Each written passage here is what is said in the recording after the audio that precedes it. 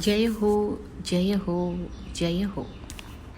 आज हम जानेंगे हिंसा का मापदंड क्या है। हिंसा के मापदंडों की चर्चा करने से पहले हम ये समझ लें कि हिंसा कहते किसको है। हिंसा की परिभाषा यूँ तो अनेकों ऋषि मुनियों ने अपने अपने ढंग से की है। प्राचीन काल से अब तक अनेकों परिभाषाएं की जा चुकी है। फिर भी उन सभी परिभाषाओं में सबसे उचित और सार गर्भित परिभाषा आचार्य उमा स्वाति ने तत्वार्थाधिगम सूत्र में लिखी है। वह परिभाषा कहती है कि प्रमत्त योगात प्राण व्यपरोपणम हिंसा।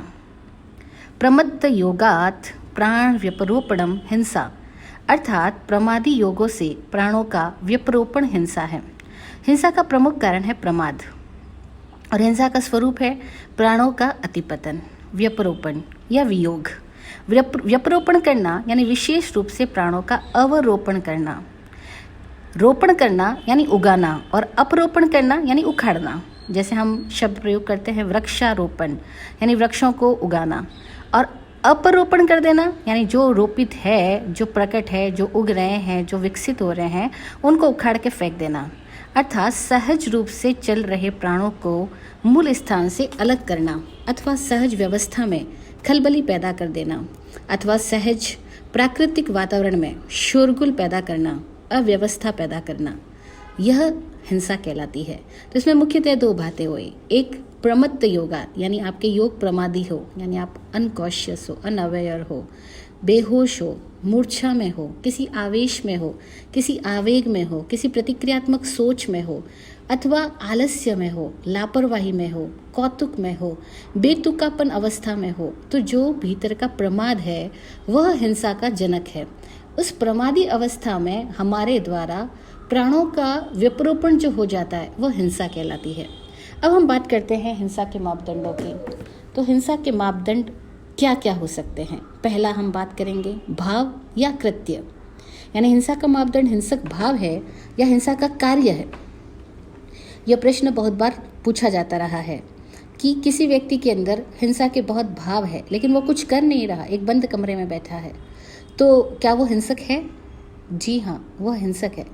और कोई व्यक्ति सपोज हिंसा का कार्य कर रहा है, जैसे कि कोई राष्ट्र की रक्षा पर तैनात सिपाही है और विरोधी व्यक्ति को, राष्ट्र के सुरक्षा के विरोधी व्यक्ति को, अराजक तत्व को या आतंकवादी को वो देखते मार डालता है, तो वह उसका मरना हिंसा है। क्या है हिंसा? तो यहाँ पर हम गौर करें। जैन सूत्रों के अंदर एक प्रसन्नचंद राजऋषि का दृष्टांत आता है। प्रसन्नचंद राज ऋषि है, ध्यान में खड़े हैं, आतापना ले रहे हैं, 2-2 दिन के अंतराल से एक दिन भोजन लेते हैं। प्रभु महावीर के समीप राजा श्रेणिक पहुंचते हैं, उनको दर्शन वंदन करके पूछते हैं कि भगवान, ये जो मुनिश्री बाहर जंगल में ध्यान में खड़े हैं, अगर ये अभी मर जाए तो मर के कहाँ जाएंगे, दोबारा कहाँ जन्म लेंगे? भगवान कहते हैं कि यदि ये इसी क्षण मर जाए तो सीधे 7वीं नरक का मेहमान बनेंगे। अरे ऐसा कैसे? राजा ध्यान में खड़ा है, मर जाए तो सीधा 7वीं नरक में क्यों जाएगा? भगवान कहते हैं कि इनके भीतर के भावों में भयंकर युद्ध छिड़ा हुआ है। ये अभी अभी किसी की बात को सुनकर इतने उत्तेजित हो गए हैं कि अपने साधुत्व का भान भूलकर अपने पुराने शत्रुओं को मारने में लीन है। मुनि जीवन से पूर्व जब ये राजा के रूप में थे, तब इनका पड़ोसी राजा, जो कि इनके प्रति शत्रु भाव रखता था, उसके प्रति सोए हुए वैर के जागृत हो जाने से आज वे पुनः उसको मारने का संकल्प कर रहे हैं। इस समय ये गहरे प्रमाद में है। यदि मर जाए तो अधोपतन की उत्कृष्ट भूमिका में ही, यानी 7वीं नरक में ही जन्म लेंगे। है ना विचित्र बात? किंतु यही बात है। भावों में अगर अशुद्धि है, आर्त ध्यान है, रौद्र ध्यान है, क्रूर ध्यान है, हिंसक भाव है, तो 7वीं नरक की गति का आयुबंध हो रहा है। यानी कि भावों में गहन हिंसा ही है। चाहे आप इस समय ध्यान में खड़े हो, बाहर से तो क्रियात्मक रूप से आप किसी एक भी व्यक्ति को नहीं मार रहे हो, चींटी तक को भी नहीं मार रहे हो, लेकिन आप मारने का इतना भयंकर गर्म बांध रहे हो कि 7वीं नरक तक में जा सकते हो। दूसरी ओर जो लोग प्रैक्टिकली युद्ध करते हैं, अपने देश की रक्षा के लिए जान तक दांव पर लगा देते हैं, वे लोग मर के वीरगति को प्राप्त करते हैं। अक्सर यक्ष आदि देवता ही बनते हैं। भाव हिंसा करता हुआ तंदुल मच्छ 7वीं नरक का बंधन बांध लेता है, जबकि एक सैनिक देवगति का, क्योंकि उसका कर्तव्य देश रक्षा का है, अतः हिंसा का संबंध कृत्यों से नहीं, भावों से है। इसी बात को एक दूसरे उदाहरण से और अधिक समझा जा सकता है। एक बार एक शहर में 3 घटनाएं घट जाती है। तीनों में एक एक व्यक्ति की मृत्यु हो जाती है। एक डाकू राह चलती किसी महिला के गले से चेन खींचता है तथा जोरदार धमकी देकर उसके सारे आभूषण उतरवा लेता है। वह महिला डर के मारे उसी समय मर जाती है। दूसरी जगह किसी वाहन दुर्घटना में एक व्यक्ति कुचलकर मर जाता है। तीसरा केस एक अस्पताल में घटित होता है। एक डॉक्टर अपने मरीज का ऑपरेशन कर रहा है, किंतु वह मरीज बीमारी की अधिकता से बच नहीं पाता और ऑपरेशन टेबल पर ही दम तोड़ देता है। डॉक्टर के हाथ में ही उसकी मौत हो जाती है। तीनों घटनाओं में एक एक व्यक्ति के निमित्त से एक एक व्यक्ति का जीवन समाप्त हो जाता है। इस प्रकार स्थूल दृष्टि से देखें तो तीनों घटनाएं समान हैं। समान होते हुए भी मानसिकताओं में अंतर की वजह से भिन्न भिन्न हैं। इसीलिए पुलिस की डायरी में, न्यायालय के फैसले में डाकू, ड्राइवर और डॉक्टर, इन तीनों के लिए अलग अलग व्यवस्थाएं होंगी। उनका अपराध घटनाओं के प्रतिफल से नहीं, मानसिक संकल्पों से तोला जाएगा। डाकू को महिला की हत्या का दोषी ठहराया जाएगा, उस पर धारा 302 लागू होगी। ड्राइवर को हत्या का दोषी न ठहराकर असावधानी से वाहन चलाने का दोषी मानकर जुर्माना तथा कुछ अन्य दंड दिया जाएगा। परंतु डॉक्टर को अंतिम सांस तक रोगी को बचाने का उपाय करने के लिए सराहा जाएगा। कहने का तात्पर्य यह है कि लोगों को अपनी अपनी भाव हिंसा के अनुरूप कर्म बंधन होता है। मानसिक संकल्प ही आरंभ है।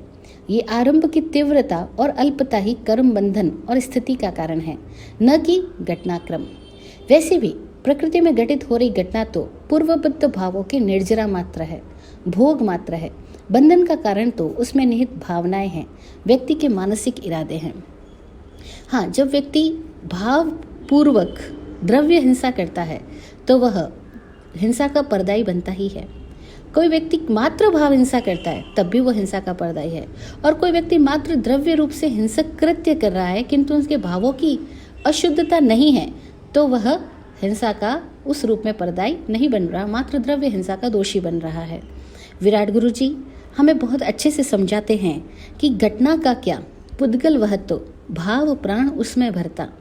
जड़ से आकर्षित प्राणी का कर्मबंध कारण बनता। अब भी ना समझे विराट तो समझ तेरी अब भी बोनी है। हंसती तेरी उठा पटक पर मंद मंद यह होनी है। तू ही जनक तेरी यह पुत्री, चाले तेरी सलोनी यह है। हंसती तेरी उठा पटक पर मंद मंद यह होनी है।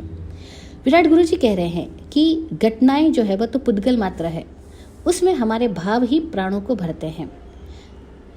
लेकिन हमारे भावों में चूंकि जड़ के प्रति आकर्षण रहा हुआ होता है, कोई ना कोई व्यक्तिगत स्वार्थ, मोह, लालच, कामना रही होती है। इसीलिए हम घटनाओं को घटाते समय यानी भोगते समय भी पुनः पुनः नए कर्म बंधन का कारण बना लेते हैं। विराट गुरु जी कह रहे हैं कि ये जो तेरी होनी यानी तेरी भावी रचना, तेरा भविष्य है, वो तेरे ऊपर हंस रहा है, तेरी उठापटक पर हंस रहा है। क्यों? क्योंकि तेरे भविष्य में तुझे वही सब कुछ मिलने वाला है जो वर्तमान में तू अपने भीतर निर्मित कर रहा है। तेरी भावी तेरी ही पुत्री है। भावी यानी फ्यूचर, भविष्य, होनी। जो होनी है वह तेरी ही पुत्री है और तू ही उसका जनक है, तू ही उसका पिता है। अब तू आज जैसी चाले चलेगा वैसी तेरी होनी बनती चली जाएगी। इसीलिए हमें चाहिए कि हम भावों को शुद्ध करते जाएं। भाव हिंसा को दूर करें तो द्रव्य हिंसा भी निष्फल होती जाएगी। कई बार निमित्त इतने दृढ़ होते हैं कि आपको आत्मरक्षा करना अनिवार्य हो जाता है। अतः ऐसे समय में आप द्रव्य हिंसा से नहीं बच सकते, क्योंकि निकाचित कर्म ही ऐसे होते हैं जिन्हें भोगना अनिवार्य है। यह जानना महत्वपूर्ण है कि भोगने के क्षणों में आपके भाव कैसे हैं। उन्हीं भावों से हिंसा या अहिंसा का निर्णय होता है। भगवान महावीर स्वामी के संबंध में शास्त्रों में उल्लेख आता है कि उन्होंने शक्ताल पुत्र से पूछा कि कोई तुम्हारी पत्नी के साथ बदसलूकी करे तो ऐसे समय में तुम क्या करोगे? शक्ताल पुत्र ने प्रत्युत्तर दिया कि मैं उसे मारूंगा। भगवान महावीर ने कहा भी नहीं कि ऐसा मत करो भाई, ये तो हिंसा है, बल्कि उन्होंने इस प्रश्नोत्तर के माध्यम से कर्मवाद के सिद्धांत को समझाया कि इस दुनिया में सब कुछ निश्चित नहीं है, नियतिवाद पूर्ण सत्य नहीं है, नए कर्म करने आपके हाथ में है। समझने की बात यह है कि विचार मात्र से ही या भाव मात्र से ही वे नए कर्म बंधन हो जाते हैं। भावों में अगर वैर विरोध है तो निश्चय ही प्राणों का अतिपात होता है, जो कि हिंसा ही है। और भाव अगर परस्परोपग्रहो शैली के है, प्रसन्न चित्तता को लिए हुए है, तो प्राणों का अतिपात नहीं होता है। अतः हिंसा होती ही नहीं है, नया कर्म बनता ही नहीं है। दूसरी समझने योग्य बात यह है कि जो निमित्त भोगने के लिए हमारे सामने प्रस्तुत होते हैं उन्हें भोगना अनिवार्य है, तभी निर्जरा हो पाती है। अतः भोग द्वारा निर्जरा होना अतिपात नहीं है। भोग के क्षणों में अगर भावों में राग द्वेष जन्य क्रोध, मान, माया, लोभ का आवेश है तो प्राणों का अतिपात होता है। ऐसे समय में आपके भाव आपके शरीर में बहने वाले प्राणों का तो अतिपात करते ही है, साथ ही गुप्त अथवा प्रकट रूप से प्रतिपक्ष को भी आंदोलित करते हैं और तब उसके प्राणों का अतिपात भी हो जाता है। इस प्रकार वैर विरोध की नई गांठें बनती है जो हिंसा है, और उसका फल हमें भविष्य में फिर भोगना पड़ेगा। अतः महत्वपूर्ण भोग नहीं, भोग के समय के भाव है। भोग नहीं, भोग के समय के भाव है। इस बात को भगवान महावीर के जीवन की घटना से समझ सकते हैं। क्रोधित गोशालक ने मिथ्या अभिमान, माया और लोभ के वशीभूत होकर भगवान महावीर स्वामी पर तेजोलेशा फेंकी, जिसकी वजह से न केवल भगवान महावीर स्वामी को कायाक्लेश हुआ, बल्कि उनके 2 महान शक्तिशाली तपस्वी युवा उत्तम और बलि साधु भी मारे गए। भगवान महावीर स्वामी जानते थे कि यह घटना तो घटनी ही है, मगर विकृत मन से घटना में बहने के कारण गौशालक को हिंसा का दोष लगा। बदले में भगवान महावीर स्वामी ने, चूंकि उनके भाव पूर्णतया शुद्ध थे, तो वे अपनी शीतल लेशा में ही रहे, निर्दोष मना रहे। इसीलिए भगवान महावीर के भीतर में कोई वैर विरोध की भावना न पैदा हुई और न उन्होंने कोई नया कर्म बंधन किया। यही कारण वे कई साल तक जीने के बाद मुक्त हुए, निर्वाण अवस्था को उपलब्ध हुए। ऐसा ही कुछ गीता में श्री कृष्ण ने अर्जुन को भी उपदेश दिया है। अतः हमें चाहिए कि जहाँ तक हो सके द्रव्य हिंसा से बचें, मगर आत्मरक्षा, धर्म रक्षा, देश रक्षा और ज्ञान रक्षा के लिए अगर दंड, शल्य, गौरव से रहित होकर शांत मना कवि शक्ति का प्रयोग किया भी जाए तो वहाँ भाव हिंसा नहीं होने के कारण से द्रव्य हिंसा भी निर्जरा का कारण ही बनेगी, दोष का कारण नहीं बनेगी। जैसे शास्त्रों में उदाहरण आता है, अपने शील की रक्षा के लिए चंदनबाला की माता राजरानी ने स्वयं अपनी जीभ खींचकर आत्महत्या कर ली थी, क्योंकि वे अपना शील भंग नहीं करवाना चाहती थी। ऐसे क्षणों के अंदर उनके द्वारा की गई आत्महत्या भी द्रव्य हिंसा है, किंतु भाव हिंसा नहीं है। इसलिए ऐसे क्षणों में की गई यह हत्या उनके दोष का कारण नहीं बनी, बल्कि उनके भावों में शुद्धि थी। इसीलिए उनके प्राणों का उत्कृष्ट अतिपात नहीं हुआ, वरन वे सद्गति को प्राप्त कर पाई। तो कहने का तात्पर्य यही हुआ कि हम द्रव्य हिंसा से जरूर बचें, किंतु भाव हिंसा से बचने में हम सतत सजग रहें, जागृत रहें, यत्नवान रहें, अप्रमत्त रहें, क्योंकि जहाँ प्रमाद है वहीं योगों से हिंसा होती है। तो यहाँ हमने हिंसा के प्रथम मापदंड को जाना कि हिंसा भावों में होती है अथवा कृत्यों से होती है। तो हम संक्षेप में पुनः कहेंगे कि हिंसा अगर भावों में प्रमाद है तब तो हो ही रही है, चाहे कृत्य में हो अथवा ना हो। हिंसा अगर कृत्य मात्र में है, क्रिया मात्र में है, किंतु भावों में नहीं है, तो वो मात्र द्रव्य हिंसा है। वह जघन्य घोर पापों का बंध नहीं करवाती है। अगर उस क्षणों में कुछ क्रियात्मक दोष लगते भी है तो वो भाव शुद्धि से तुरंत निष्फल हो जाते हैं। अब हिंसा अगर द्रव्य भी है और भाव भी है, यानी कि आप मांस खा भी रहे हो और मांस की तारीफ भी कर रहे हो और क्रूरतापूर्वक पशुओं को बर्बाद भी कर रहे हो, निर्मम हत्या हिंसा कर भी रहे हो, तो द्रव्य और भाव दोनों पूर्ण हिंसा होने की वजह से फिर वैर का अनुबंध होता जाएगा और दुर्गति निर्मित होती चली जाएगी। जय हो, जय हो, जय हो। हिंसा के अन्य मापदंडों को हम फिर किसी अन्य समय में जानेंगे। सबका कल्याण हो। जय विराट। शांति गुरुवे नमः। ओम शांति, ओम शांति।